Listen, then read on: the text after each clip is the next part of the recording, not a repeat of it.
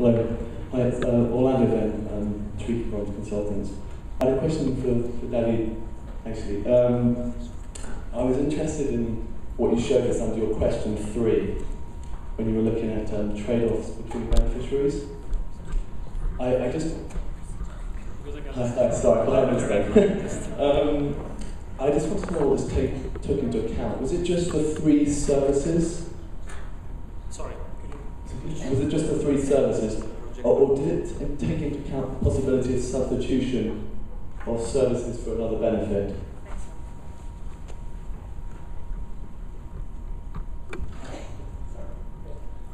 That graph was for the services only, but then we repeated also for substitution for basically any possible combination of services and benefits, or any combination that makes sense.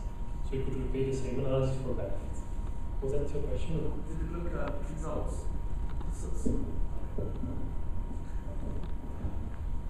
So, for example, we were looking at one that was timber production. Some of the other policies in the plan, I'd imagine, would be promoting other types of economic development. So I just want, obviously, the loss of that service, substitution by another service, which was being promoted by the plan. Were you able to explore that? Yeah. Well, actually, we took them into account about 8 services in the original analysis. We just simplified it here. So that trade-off was included. Thanks to the speakers. Maria, in your conclusions, you said one of the difficulties was that there was resistance from the nature conservation authorities. Is what? You have to specify which Maria. Oh, it's you. the female male. Sorry, Maria. Okay, this time. You mentioned in your conclusions that one of the difficulties was the nature conservation authorities' resistance to the ecosystem services concept. Could you try and explain it? Why are they resistant to it? Because they are pure conservationists, and ecosystem services means that you are associating an economic value to the use of the ecosystem, and that means exploring. And for the Nature Conservation Institute in Portugal, that's an offense to ecosystems, because ecosystems are to be preserved, not to be used. You have my sympathy, because I'm trying to work with them exactly to make them understand that the idea here is to get namely the private sector as well as the municipalities to be interested on maintaining the ecosystem so that they can, for example, provide water even if the water is far away from the watershed. Okay? So that's what we're trying to, sort of educate them. I'm sure they will be getting them. But the fact that they, at this moment, and I'm saying this and I can demonstrate because they wrote on one of their comments to us.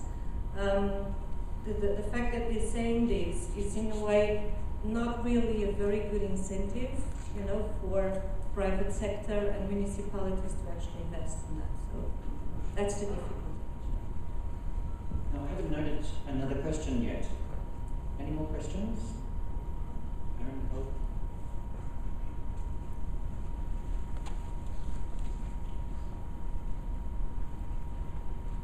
Thank you. I'm Cole from the Netherlands Commission for Environmental Assessment.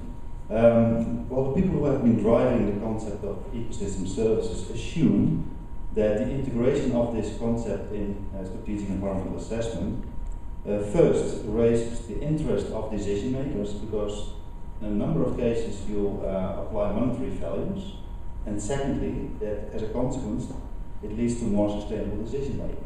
So what is your response on that? And maybe first. And the second one is that as a consequence of that, it leads to more sustainable decision making. And do you want me to say Respond to that, please. Your experience. Oh, my experience. Well, if we manage to be effective in doing this rather than just being studies, I believe it will be a fact.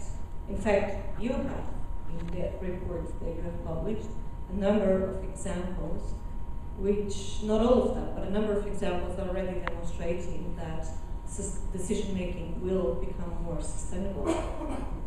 However, sustainability is a complex concept, and therefore this is one contribution to sustainable decision making.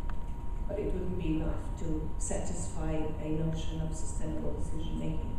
But certainly, I mean, if we are able with this approach and through strategic environmental assessment, and in a way, what the example that David showed with the land use planning and the way you can assess different options, it's very clear.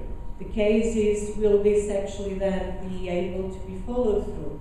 Because after the SCA comes the project, and the SCA places and organizes the stage in which projects are going to take place, and then the projects have to be consistent with those kind of policy orientations.